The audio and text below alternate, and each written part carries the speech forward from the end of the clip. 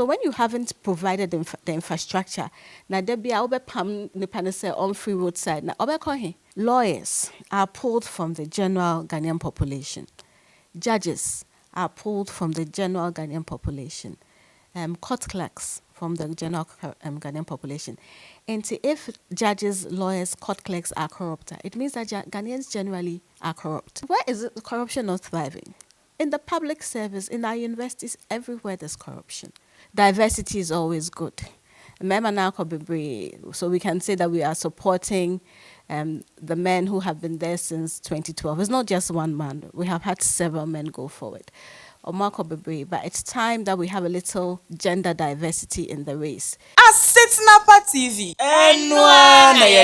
Women in politics abeye bribia Ghana eni ababedi echire ama amenyoku ahodo no ano na epia emma edi omura eye politics mu ewo Ghana eman mu na sane yenyina anim se enche na 2024 election nso edruso woniti no amenyoku pi no ano na emu members no atwemuti say omunyanya omubegina na omo apre eye candidate na say PC e de amom no matumi abaye MP ewo constituency ahodo no emu awoba amasaman constituency enso a nipa bia omatwemuti so omo so peso omugina emu baako eye oba lawyerni anani gese obesoa amasaman constituency woni meti so na de omo akoboshe asase ne so meka lawyer Natasha na odai kai Lamte. Henti sare no ITV and afe Asitnapa TV on YouTube and Facebook. Ye bedru hanuma ye nene betwetwe enkomo. Ye mwakwa aba. Yaja. Mpombo kode. Boko ni amiado. Right. Okay, so ye kase Natasha one why? Well, first, I'm a lawyer by profession. My law juma for the past 12 years or so. I've worked in I've taught law and I have practiced law consistently since I was called to the bar. So professionally, that's who I am. Personally, I'm a mother, I'm a daughter, and I belong to a huge Ga family. I am also a member of the NDC in Amasaman constituency. And I suppose that's why we're having this conversation. Me a branch treasurer or a chairman branch, MA branch B. And I've been a member for a while until Mrs. said, this time if we're going for the primaries, I'll join the race and then see what the delegates say. Okay, and you know, and so I didn't be vision ben na unyaye obi na motivate you so call and so one what's not no assessing you maybe the who say ukwa ebetumi aboa. Me na matina ho na me assess niama, and I've decided that I would go forward, mainly because over time no, I have watched the political scene and I am not too happy with what goes on. Now metina se wo me fie na I past comments are mbobia, but if I am not happy with what is going on, the best way I can serve my people and even myself is to be part of the solution. So Enunte, that is why I have decided to be part of the race.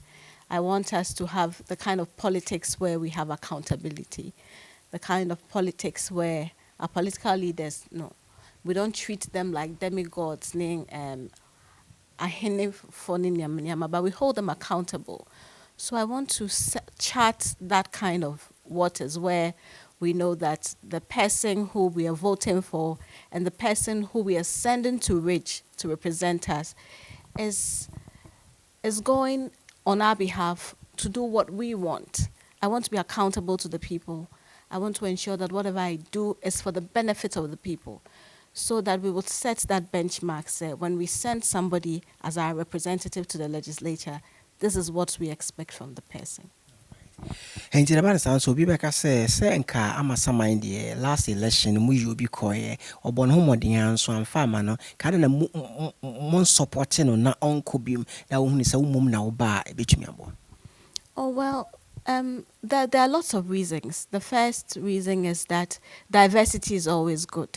So we can say that we are supporting the men who have been there since 2012. It's not just one man. We have had several men go forward. But it's time that we have a little gender diversity in the race, because even though we are both capable of doing things, women bring a particular feel to the race. We are already we already know how to take care of people. We know how to nurture people. And I believe that at this point in our politics and at this point in our national lives, that is what we need. We need leaders who can nurture. We just don't need leaders who are going to represent us and provide infrastructure and all of those things. We need a little extra. And I believe that that gender dynamic that women come with is what is going to bring that extra. wohwɛ amasaman constituency mu ase yɛgyiw sɛ PC na wotumi bɛyɛ MP ɛwɔ hanom a dɛn hia deɛ wobɛtumi ayɛ de asupporte constituency mufoɔ. Okay, well, I think with Amasaman, the main thing needy is job creation. And I believe over time, we've looked to government for job creation, but it's about time we look inwards. So as I go around and I speak to delegates, Metro said, there are things we can do for ourselves. There are little cottage industries that we can set up with government assistance that would bring jobs and money into the constituency, because that is absolutely crucial. That's what we're looking for. So we intend to go into production of certain basic things that would sell quickly in the market. So if I'm given the nod, those are the main things that I'll look up while I would be engaged in job creation. We're not looking at huge industries, but we're looking at cottage industries. We're looking at food processing. We're looking at soap processing and textiles. And then we can, as we're doing it individually, we can put it together and then have a huge output, so that when we are selling, we can have some degree of economics of scale when we are selling. I'm also, I'm an academic, so I'm also really looking at education. I realized that in Kwara Amuwa constituency, those who are in the government school system are hugely disadvantaged. Sometimes, and yeah, about school dying, and it's about encouragement. It's about putting in that extracurricular activity that would help the students to be able to compete on a national and a global level. So I intend to put in those modalities so that children in Amasama will be the same advantages and be exposed to the same things as my children would be exposed to. Because sometimes what it takes is time and initiative. Of course, infrastructure and are very important, because we still have schools that do not have roofs. We have schools in Akotoshi, for instance, we have a school where the roof has gone off. It's been about a year now. Nobody has done anything about it. And we are now trying to mobilize some funds. So perhaps you can also do some news expose on the Akotoshi #2 school and then help us to put up the roof. So education is something that we want to look at critically, because Yankwara Omowo Amasaman constituency, we want them to be able to compete on a national and global level. It's not just about going through the free basic education because it's free, and then you go through SHS because it's free, and then that's it. Even if you do not proceed beyond JHS and SHS, you need to be able to have employable skills. I was saying I want to be Juma. So those are the things we want to put in it. So it's not, I don't intend to just wait for government, but also to, forgive me, my trees not so that we can do some of these things for ourselves, speak to people and let them understand that the boundaries are limitless. These are things that we need to do. We need to encourage our children to read. We need to encourage them to try their hands at basic things that other children in other parts of the country and the world are doing. So mainly it's, for me, I think that we have to start from small beginnings to maybe little great achievements. So we start small. Let's start with job creation. And then let's start with educating our children for a better tomorrow. And then other things. There are other things in the NDC manifesto when it is outlawed.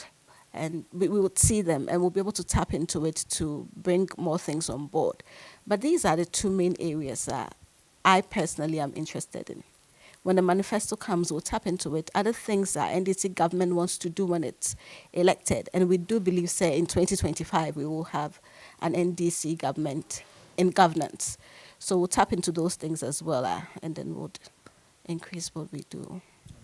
Woka mmaa ne nsa ne dwuma a mo ɛbɛyɛ no ɛmedi sɛ wohwɛ amasama ha no ma roadside no mmaa traders adwadifoɔ pii na wɔ hɔ a ne akɔpam wɔn no mo asan ba no mo sɛ mo nneɛma wobɛyɛ ɛyɛ mmarahyɛbadwani a afasadeɛ no. I think we need to institute markets omobetumi ayɛ adwuma wɔ hɔ. There are some markets that were done by some of the MPs in the past, but if you look at the size of the markets, you'd realize that it is not comfortable enough. And yet for market women, and yet for so it's just not good enough. Some of the stores are too small. To means now how much more they are going to put something in front of them and selling it. So when you haven't provided the infrastructure, now there be on free roadside. Now I buy from the roadside. I know I say it is not ideal, but I am constrained to buy from the roadside because there is no other place. I do go to the Amasama market mostly on weekends, but it's not everything you find in the market. And you'd find a lot of things on the roadside, behind the police station, in front of the Amasaman Basic School itself, and in other places. So we need to provide the infrastructure. The infrastructure does not have to be something so big and expensive. It's going to take 10 years. We're going to cut sword and then go there slowly. But we need to provide something basic. Both for Nepal and for those of us who are going there to sell and to buy. Because I live in Amasaman and because I am buying from the women who sell on a daily basis, I can appreciate problems now facing. Nobody wants to sit in the sun and sell. I mean, it's not even wholesome for Nyama or Mutono. You understand? And I'm sure that because of the sun and the heat, Nyama nibes say quicker. So if you provide them with a better place, they will go. But if that place is not there and you keep sacking them, then what happens? So there has to be that infrastructure. Then we know that when we are heading the ladies away from the roadside, you're more a proper place for them to go and sell. So what makes lawyer Natasha stand tall among the competitors on Umbijina and was election? Well, I think basically I have a passion, say, Mayor Ejuma, in years to come, the results will still be felt. It's not really about glorifying myself or getting social or economic capital out of it. That is not it. I really want to make a difference. And I believe that as I go around and I speak to people, I speak to my party members, I speak to my delegates, I speak to even members of the community who are not so politically inclined. I think people are able to tap into the passion. Omoho say, me feel very strongly about what I want to do. Omoho say, I have a certain degree of truthfulness about what I intend to do if they give me the nod. And they know that I am one of them. I am not any different from them. Perhaps my circumstances may be a little different from some, but at the basic level, we all live here. We all drive on the same streets. We all go to the same markets. We meet around town, and we have the same problems. And my passion is really what solving that problems. I can solve some of these problems in my neighborhood. I can probably solve all of them in my house. But having that position as the member of parliament gives me a higher platform to be able to articulate on behalf of the people of Amasaman. And so that is why I'm taking part in this contest. If I could do it without that platform, I would do. And what I can do without the platform, I am already engaged in the community and doing those things. So I would say that what makes me different is my passion to serve, because I know that at the end of the day, I myself am a beneficiary of whatever the MP does.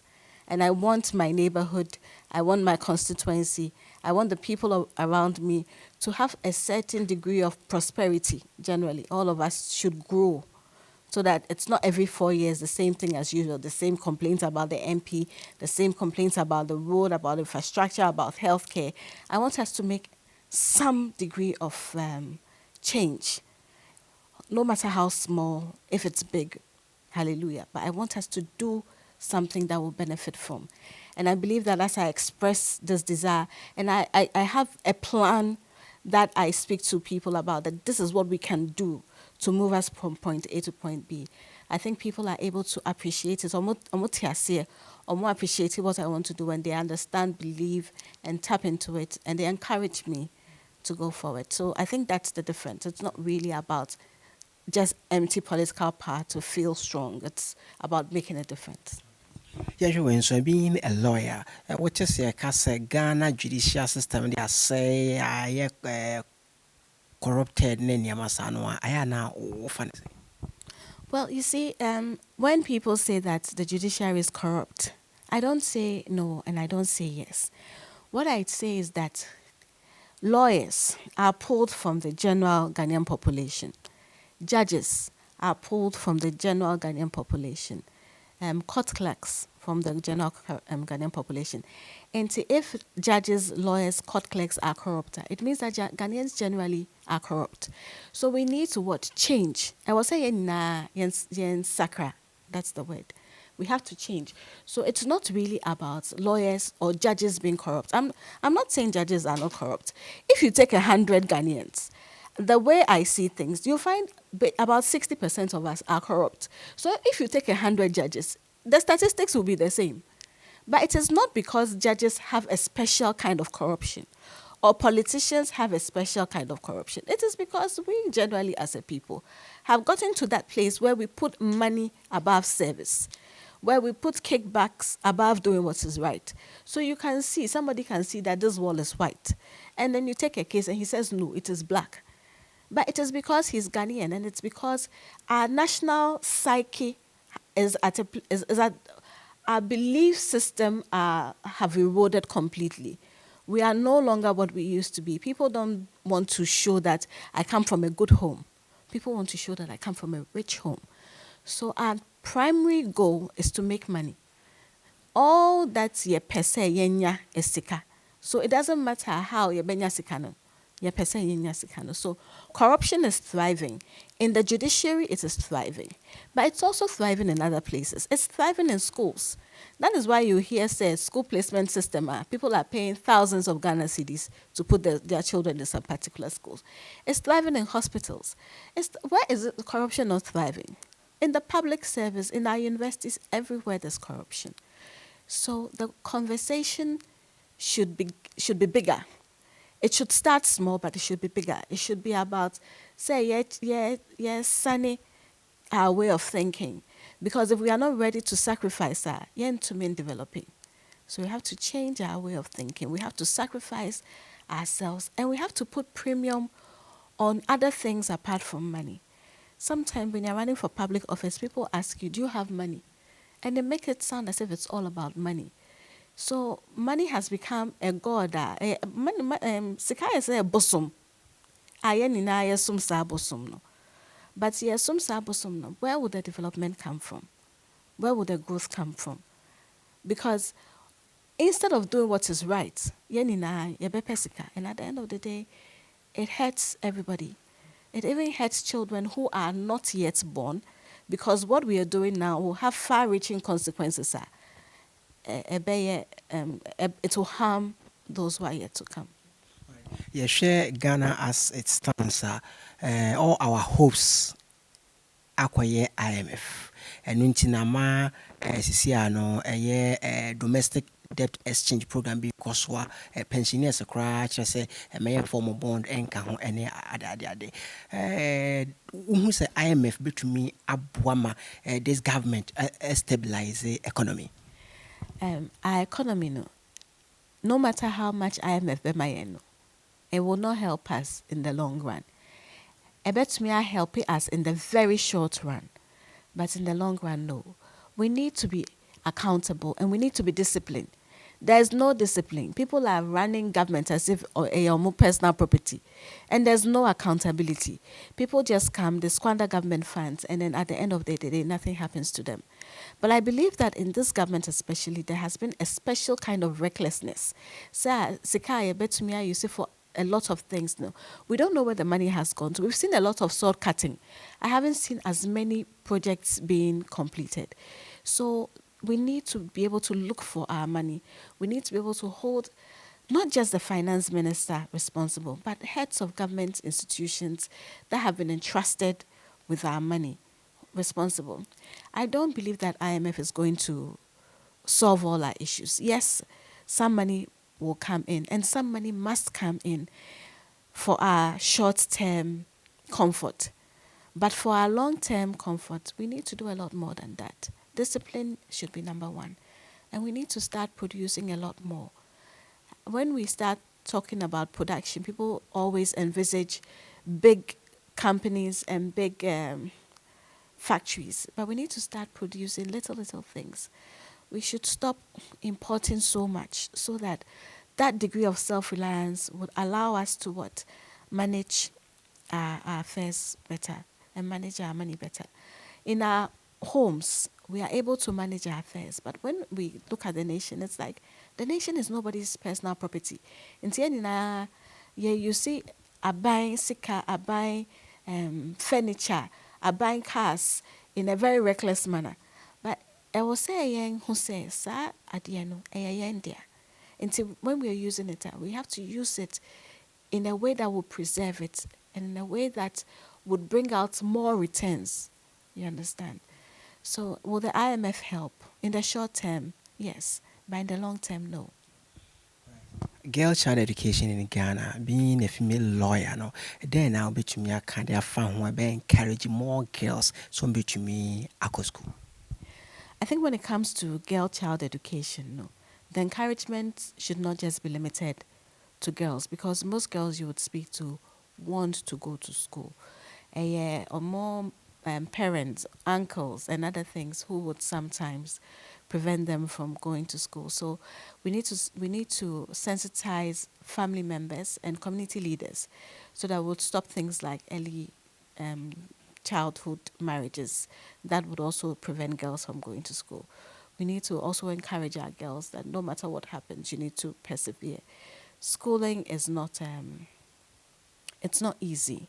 Sitting behind a book and learning, researching is not easy. And so we need to put in support systems that would enable our girls to be able to do this and still live normal social lives. But if a girl is going to come from school at 3 p.m.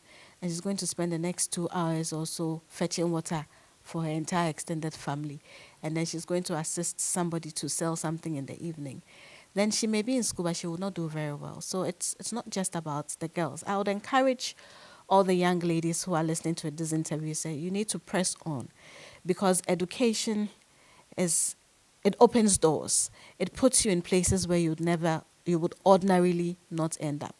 We'll call school bibra. Sometimes it has its disadvantages. Yes, I won't say that it's all a bed of roses. There are lots of disadvantages. It has its disadvantages, but there are also a lot of advantages. It opens doors that you would ordinarily never have, because because of Ejuma, I sometimes sit with elderly people that ordinarily I would not sit with. I sometimes sit with men, maybe even in traditional settings, men sit down to discuss land matters, or they sit down to discuss something else about their family matter. I'm invited in because of my profession and by virtue of the fact that I'm coming to give them some advice. Ordinarily, other women would not get the opportunity to engage in some of these traditional discourses, but I would be there in a professional capacity. In society education, it opens doors. It puts you in places that when it's education, it won't be in call. And it also gives you an opportunity to help yourself and your community. Because if it wasn't for the fact that I have some degree of education, that I have a profession, I would not be able to sit. Perhaps I would not even be having this interview with you right now, you see. So the education makes you self-reliant. And then you use it to do things for yourself. So at the end of the day, it gives you autonomy. It gives you autonomy. And it also lessens other things. But we can talk about domestic violence and other things. But when you are educated, people are careful sometimes about how they treat you. And it's not just formal education, because If I say it's just formal education, and I bet you say women who are highly educated, have tertiary education, do not suffer domestic violence. That is not true. But education should be holistic. It's not just in the classroom, but at home, in our communities, etc. It opens your mind. A mawa dream be into you're able to stand on your feet, and you're able to assist people. You're able to assist yourself, your community, and do things, and add up to things. You just don't toe the line, but you're able to listen to people, and also people listen to you because omunim say wokasai wonim bibi intina wokasano. Yɛde nkɔmmɔ no ba awieyɛ koraa no dɛn na wɔwɔ ka kyerɛ delegate yɛbɛto aba ɛwɔ Amasaman constituency mu. Okay, so first thing, we need to do something different. It should not be business as usual. Sesiano, we've gotten to a crossroads where we can see that our country, if care is not taken, we are going to miss out on a lot. There are so many things that other people are doing to develop we cannot do because we don't have the funds. We don't seem to have the technocrats because politics has taken over everything. So this is the time where we have to make a decision. We are putting people out there who have not just the ability to talk or to make noise on a political platform, but they have knowledge that they can bring to bear in the political arena so that our country can grow. So we need to look at competence most of all. We don't need someone who would, excuse me, but sit in parliament and not make any meaningful contribution on the floor of parliament. The person ought to be able to articulate first for the people of Amasaman. I was saying unto me in Kasa, Amasaman for. I was saying unto me in good things into the constituency. But more importantly, the person also ought to be able to contribute to the national discourse. So, but onipa yefanoka obey meaningful contribution to us as a constituency and to the nation as a whole, because it's absolutely crucial at this point. Say, a group of people they will be dedicated to the growth of the country, that will be looking for the well-being of this present generation and our children and their children as well. We have to look into the future. We cannot keep doing things like we've always done. It should not be business as usual. So my final words to the delegates of Amasaman is choose competence above everything else. Ms. Medawase. See, other four and some and Komaya, a lawyer Natasha. Na odai kind lamte etwetwe no ha na de baba ITV na afia Sotenapa TV or Facebook ne YouTube wagina anasa wayiniti so begina ne ntwa bama no meye candidate anasa parliamentary candidate ma NDC na fe onja konwa nankasa emfema NDC ewo Amasaman abato mpesu aso ye frame Sobibo ofori amanfo Sobibo me de wasi.